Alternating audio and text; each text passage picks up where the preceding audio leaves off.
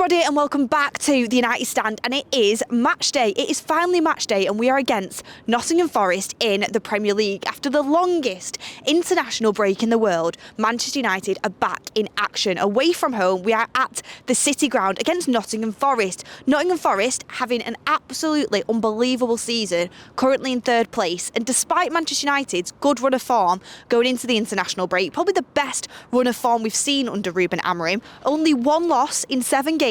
That's really good for Manchester United considering the season that we're having. We're in a situation where we're still in 13th place, and Manchester United are still yet to do back-to-back Premier League wins. Can you believe that? We're in April and we're still yet to do back-to-back Premier League wins. It is crazy. But despite that, Manchester United should be feeling positive. They are feeling positive. And Ruben Amorim spoke of this positivity going into the international break and going into the rest of the season, the back end of the season, with some important games coming up against Lyon, the Manchester derby, because this team is slowly starting to come together a little bit. But just looking at the league table, when you've got Nottingham Forest there in 3rd place and Manchester United in 13th, I was taking a look at it and I genuinely could not believe the points difference between the two. And don't get me wrong, Nuno is a really good manager and they're having a top season, and they've had some standout players even across the Premier League. You know, Chris Wood with his goal scoring form. You've got Anthony Elanga absolutely ripping it up there for Nottingham Forest. Morgan Gibbs-White doing a great job. Ola Aina, everyone's looking at him. You've got Mario, the centre-back. They've got many players. Callum Hudson-Odoi having standout seasons. That's massively helping them. But if you just look at it, Forest are in 3rd. Right, United are in 13th. There's 17 points between us. A 17-point gap is absolutely massive. And Manchester United should be going to that City Ground to seek revenge, because the last game that we played at Old Trafford against Nottingham Forest, they beat us 3-2. You remember that one? That was a tough day, that one. And if they do beat us again, that's their 3rd successive win against Manchester United in the league. So United should be on the lookout for revenge. And weirdly, I have a feeling that we might go there and get a result. They had a slight dip in the league, Forest, but they've come back. They have come back and they're unbeaten in 3 games in a row now. Manchester United, that one loss in the last 7 games being against Fulham, which was getting knocked out in the FA Cup on penalties. How gutting is it, by the way, that Fulham then went and got knocked out to Crystal Palace? It's just typical United that. You look at the teams that are left in that FA Cup, and United could have had a really good go at it. But now Forest are actually coming out of that long game, that 120 minutes they've played against Brighton, and winning it on penalties. Their confidence will be up, it'll be high, but their energy levels potentially will be quite a bit lower than Manchester United's. You could look at it the flip way round. You could look at it like Nottingham Forest going into this game on a high. They just played football. They're back into the rhythm of things, and knowing they're going to Wembley. They're going to want to give their fans something to shout about at the City Ground. And Manchester United have had a long break away from football, and they might be a little bit rusty. You could look at it the opposite way round. But I think Manchester United should feed off the fact that they've gone into that international break on a really good vein of form. They've got some really important games coming up, the Manchester derby and Lyon away next week.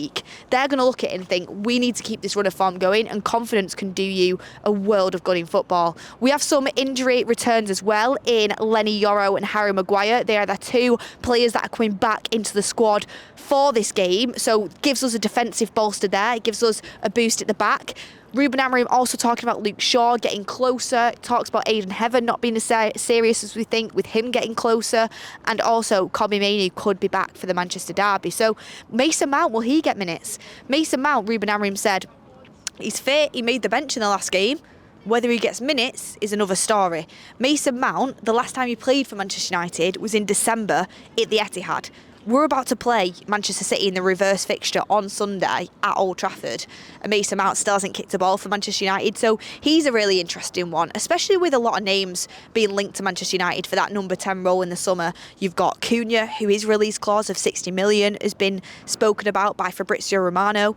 Some would even say Morgan Gibbs-White, who we faced tonight at the City Ground, is someone that Manchester United fans would maybe look at as a 10 option, an attacking midfield option coming into Manchester United. And Buemo's been spoken about. Cherki from Lyon, another team that we're playing recently, has been spoken about. Trincao from Sporting Lisbon has been spoken about. But what nobody has spoken about is the possibility of Mason Mount actually getting back fit and solidifying one of them spots himself, because everybody knows when Mason Mount is fit and he's playing, he's a really good football player, and he actually suits that that position really well. Ruben Amorim has not shied away from the fact that he really likes Mason Mount. He's spoken about him super highly when he first came into the club, and he's spoken about him highly since then as well. He's looked at it and gone, Mason Mount, he's got all of the attributes that I would need in my number 10.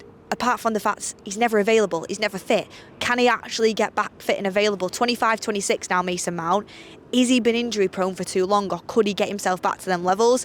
I think it's a lot to ask for between now and the end of the season. And even if Mason Mount stayed fit from now until the end of the season and played every single minute for Manchester United and scored a goal every single game, I would still say we need to go into the market for a number 10 in the summer. I don't think anything could stop Manchester United from signing a number 10 in the summer. Potentially money, if Sir Jim Ratcliffe's on the case, the finances, the purse strings might be tight, but we definitely have to go down that route. But he's someone that I am really keen to watch from now until the end of the season. And I know Kobbie Mainoo isn't back for this game, but he's another one who was just starting to trial out in that number 10 role. Has he got the legs to get around the park?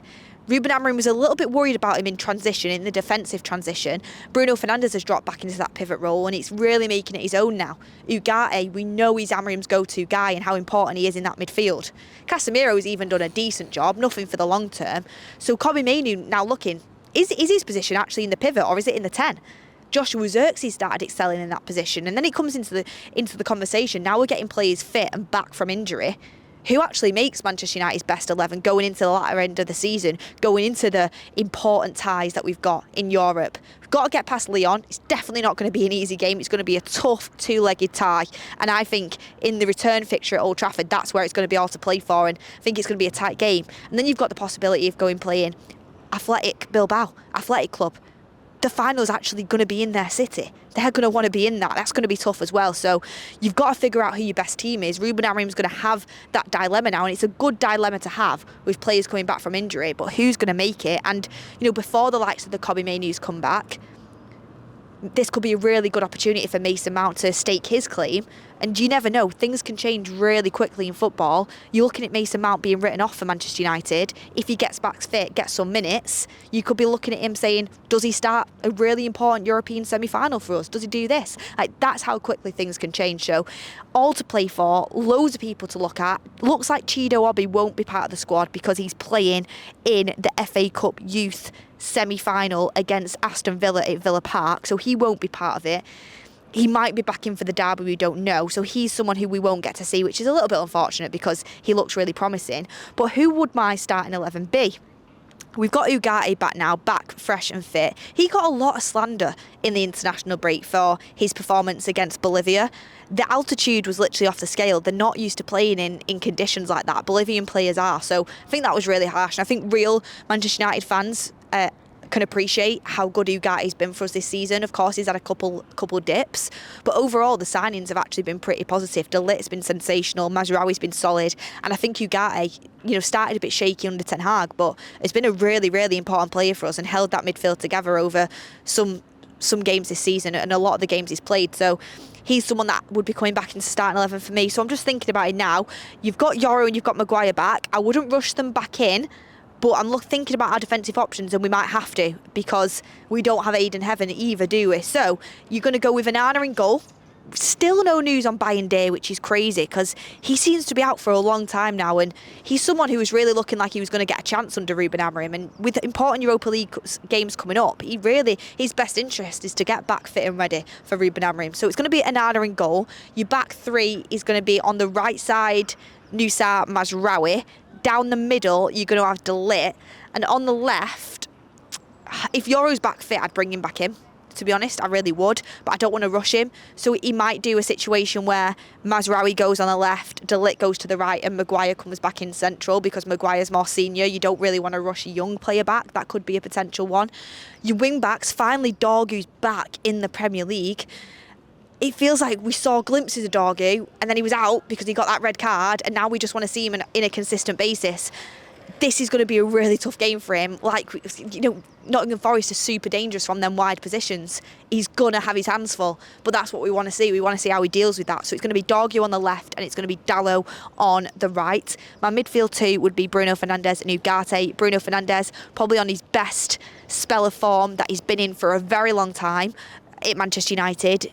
Seems to be scoring every single game, it feels like right now. It probably isn't, but he's contributing at least. I saw some mad stat like he's contributed to 44% of Manchester United's goals this season, which is crazy for just one individual player. So Bruno Fernandes, even from that pivot role, even from that deep role, is contributing, and he's really important at bringing the ball out from the back, especially in Martinez's absence, because he usually drives forward with it, and Bruno has been doing that a lot more. Mazraoui's been doing it as well, to be fair, but I'd definitely bring Ugarte back in there. My 2 10s would probably be Xerxes and Garnacho, and my striker would be Rasmus Højlund. That's how I would go about it. Mason Mount coming off the bench. You also have Christian Eriksen could make an impact from the bench. Casemiro's done all right, but Casemiro for me is just one of them players where it's like he'll play when you need him, but when I've got everyone fit, he doesn't make the starting 11. With Ugarte back fit, he comes back in for me. But get in the comments down below what your thoughts are. What team would you start? Would you start Eriksen over Garnacho? Is there anyone I'm missing? I don't think there is. Another bit of positivity is I think Ahmad is looking likely for an earlier return than what we thought. So it's not back yet. I think in end of April, early May, but it's something to look forward to. And then it really does kind of get interesting who starts in Amorim's best 11. We'll have to wait and see. But look, I'm super excited to see Manchester United back in action. The Premier League, we're 13th, you know. As much as we want to climb that table, it's not that deep, the result. I want to win every game. But the most important thing I'm looking at is the way we play. You know, how these players play together. Do we carry on that spell of form we had? How Amorim manages the game. Of course, a good result is good for momentum going into that Manchester derby and taking it into the Europa League games. But the most important thing for me is, are we adapting? Are we learning? Are we growing in this system? How's the players looking after going on international break, after Amorim's had a chance to deal with them, you know, at Carrington, the training sessions, how we're looking? And that's what I'm excited for. Hopefully, Højlund can continue his little goal spell. He scored for Denmark, didn't he? Sued in the international break. Feels like ages ago. Scored against Leicester. Like, let's see if we can get another goal for him. They're going to be super important going into the back end of the season. Let's see. I'm predicting a 2-2 draw. A 2-2 draw. I'm going to be positive. Forest are a good team, but I think United are going to put a decent showing on at the City Ground. Let's see. I'm in a positive mood. The sun's out in Manchester. I'm feeling good. Let's see how Manchester United fare against Nuno's Forest side. Get your comments in down below. Get your predictions in down below. And come on, Manchester United.